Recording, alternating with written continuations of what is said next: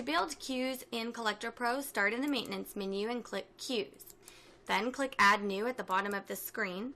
The first thing you're going to do is assign a queue ID to this queue, and you want to stay as broad as possible because in the future you won't be able to reuse or replicate the queue ID, but you can add to it.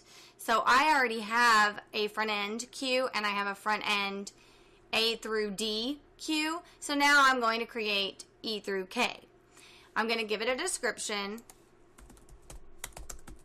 and then I'm going to assign a priority level to this queue. The priority is going to determine how and when accounts fall into this queue. So I'm going to assign mine a level of 18. I did that because originally you're going to start with your queue levels broad, like 10, 20, 30, 40, 50, 60, and so on. And then you can insert queues between those original priority levels as you need to add more queues.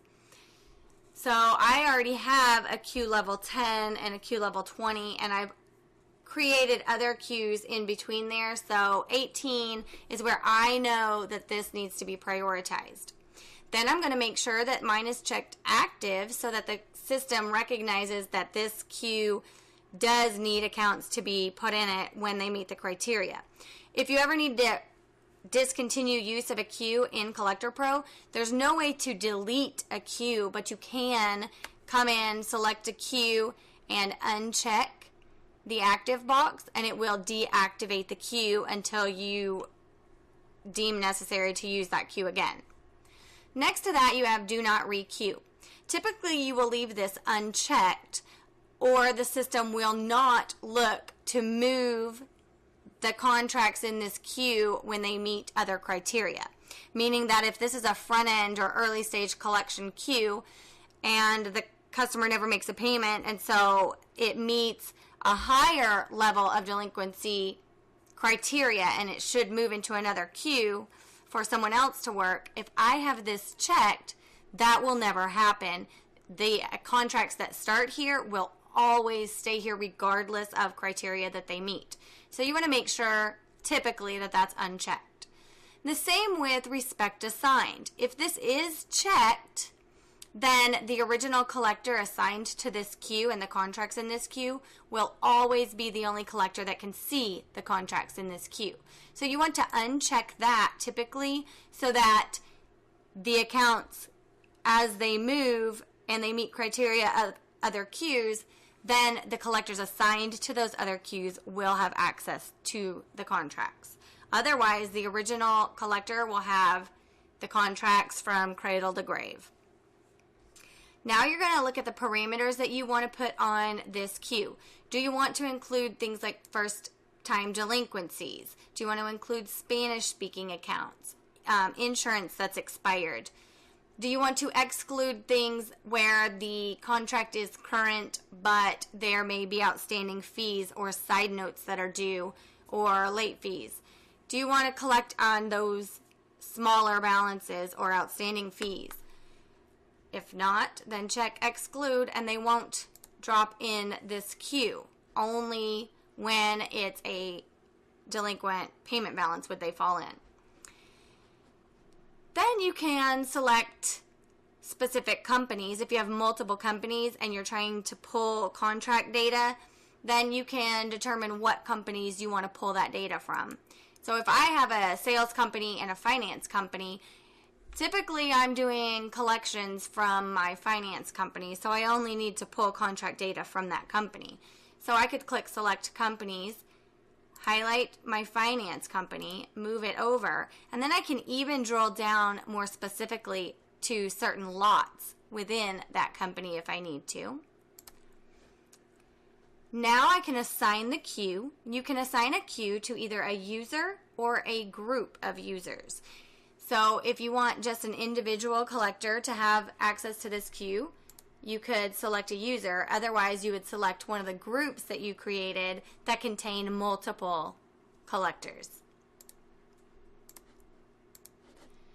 Now you're going to determine how you want to sort or what contracts you want to put into this queue. So you can look by past due amount, by principal and deficiency balance.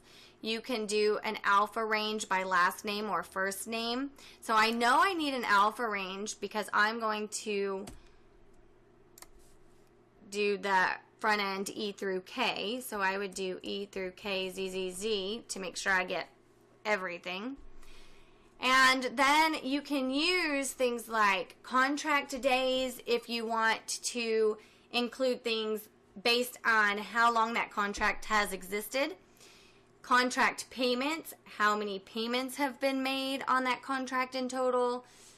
Not paid days would give you how many days since the last payment was made. And aging will give you days past due.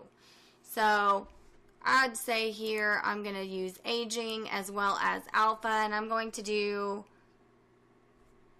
1 through 30. So this will give me accounts that are 1 day through 30 days late or past due. You can use things like instance. You can use a location if you have multiple locations where you keep contracts, inventory status, batch status. If you have investor codes on accounts, you can create collection queues based on investor codes. You can use tags to create the information or the contracts to be put into a queue.